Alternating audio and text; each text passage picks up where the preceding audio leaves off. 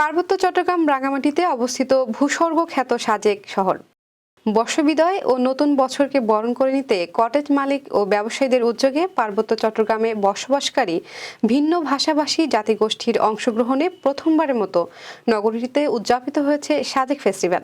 বিস্তারিত দেখুন প্রতিবেদনে। মেঘপাহাড়ের বাড়ি সাজেক সৃষ্টিকর্তার অপার মহিমায় নিজ হাতেই যেন সাজিয়েছেন এই ভূস্বর্গকে, যা দেখতে প্রতিনিয়ত ছুটে আসেন প্রকৃতিপ্রেমীরা। পার্বত্য চট্টগ্রামে বসবাসকারী ভিন্ন ভাষাভাষী জাতিগোষ্ঠীর সাংস্কৃতিক পরিবেশনায় লোকালয়টিতে বর্ষবিদায় ও বর্ষবরণ উপলক্ষে প্রথমবারের মতো অনুষ্ঠিত হয়েছে সাজেক ফেস্টিভ্যাল। কটেজ মালিক ও ব্যবসায়ীদের উদ্যোগে আয়োজিত এই অনুষ্ঠানে অংশ নেন লুসাই, পাংখোয়া, চাকমা, মারমা, ত্রিপুরা জাতিগোষ্ঠীর সদস্যরা।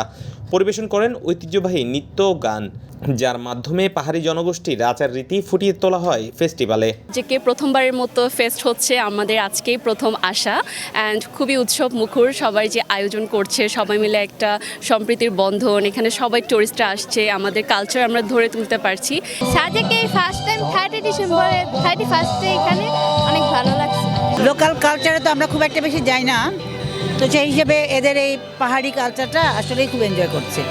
ভালো লাগছে সাজেক ফেস্টে এসে, কারণ আজকে এখানে বিভিন্ন জাতিগোষ্ঠীর একসাথে বিভিন্ন পরিবেশনা আমরা দেখতে যাচ্ছি। পাহাড়ি জনগোষ্ঠীর এ ধরনের পরিবেশনায় মুগ্ধ হন পর্যটকরা। পার্বত্য চট্টগ্রামের পর্যটন সম্ভাবনাকে এগিয়ে নিতে এমন উদ্যোগ নতুন মাত্রা যোগ করবেন বলছেন পর্যটন খাত সংশ্লিষ্টরা। প্রতি বছর এ ধরনের উদ্যোগ করার কথা বলছেন আয়োজকরা। পার্বত্য অঞ্চলের ভিন্ন ভিন্ন জাতিগোষ্ঠীর সকল সম্প্রদায়ের নৃত্য সাংস্কৃতিক প্রোগ্রামগুলো আমরা তুলে ধরছি, যেহেতু সারা বাংলাদেশের মানুষ সাজেকে বেড়াতে আসে, ওনাদেরকে দেখানোর জন্য সকল জাতিগোষ্ঠীর প্রোগ্রামগুলো আমরা কটেজ মালিক সমিতির পক্ষ থেকে আমরা আয়োজন করেছি। আমাদের ত্রিপুরা, পাংখো, লুসাইদের ঐতিহ্যবাহী যে জিনিসগুলো যার যার সত্তা নিয়ে আমাদেরকে চিহ্নিত করতে পারে, আমাদের প্রত্যেকের জাতিসত্তার নিজস্ব সংস্কৃতি আছে, সেই সংস্কৃতিগুলো পাহাড়ের সমতলে মানুষের সামনে উপস্থাপন করা।